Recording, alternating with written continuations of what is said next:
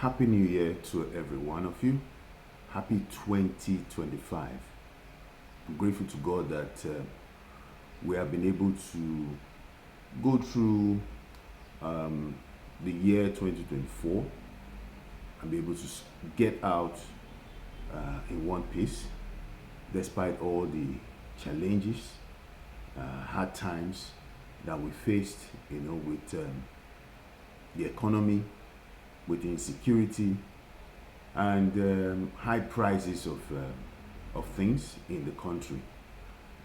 So many people could not um, withstand or could not take it, and a lot of people left this country with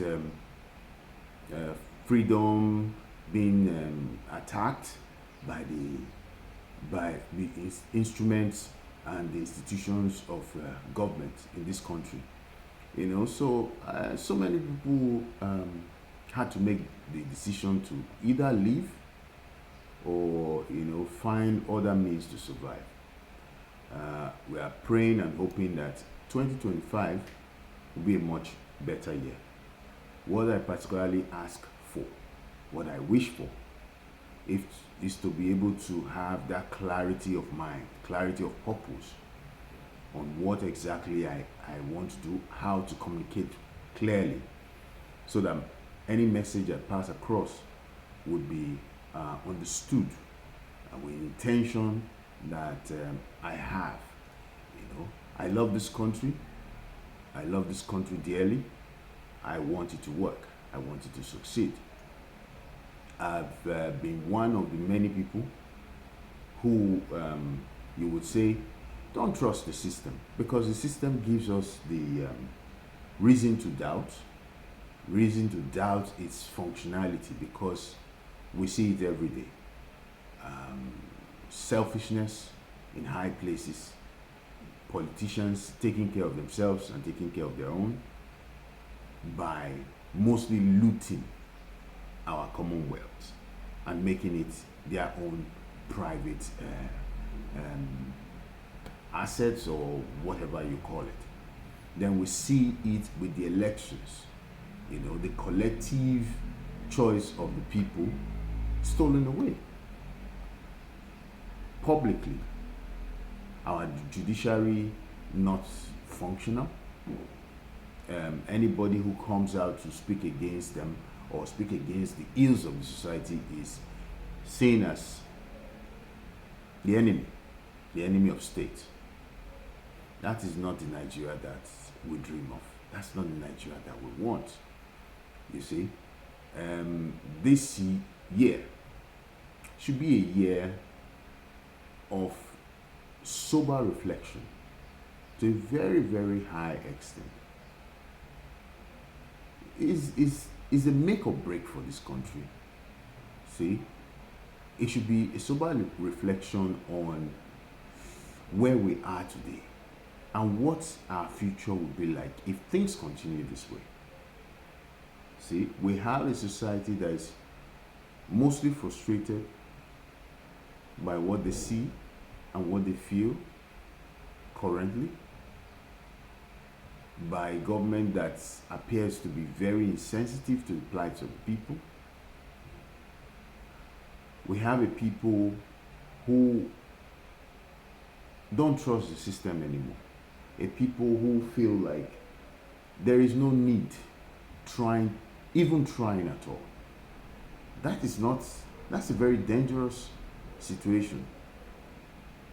A people who feel like their government is not listening to them because they say one thing and do another.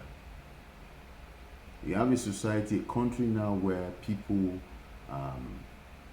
fight to get meals and in the process even die.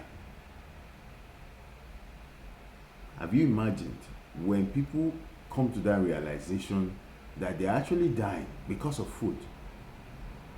What do you think they will resolve to when they realize that, their life is actually meaningless? See? This is why government on every level has to sit down amongst themselves, the actors the principal and the other lesser actors should sit down and truly think about it, because you don't spite your nose to please your face. See? Because they are all one and the same entity. You don't do that. And when the people suffer indirectly, the repercussions are broad. It affects everyone. Like the proverb, when it rains on all. It doesn't just pick one household, to rain. So this is why government has to be extremely serious. The people also need to understand the concept of followership, and at the same time they need to also understand where the problem is. They need to understand what we are facing. It's not about individuals, it has to be collective. See, there's a reason why Farotimi said, Nigeria did not happen to me because you spoke, because you spoke, because you spoke. You, as a collective, Nigerians have to learn to speak in one voice. Because as a bunch, as a group, we're unbreakable. The politicians know it. They know it well that if Nigerians begin to understand that they have a strong voice, they have a strong stake in this agreement called Nigeria, then it's a problem. See? So we need to understand the problems and then we need to articulate it clearly and have a focus. Nigerians, the vast majority of Nigerians should be center stage for the leaders of this country. There's so much unemployment.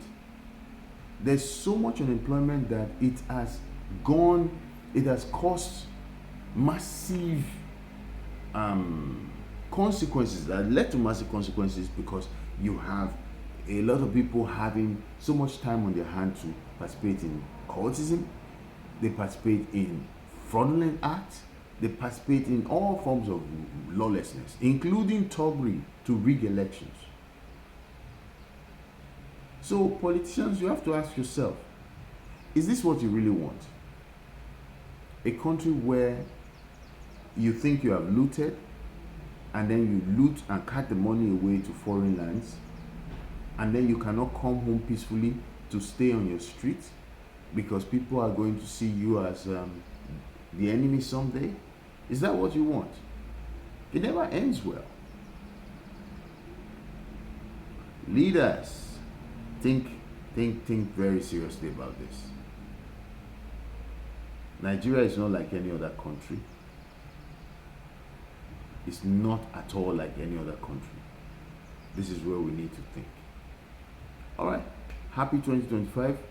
Hopefully things start to change. Leaders listen more to us, the people, and understand that we need to move forward.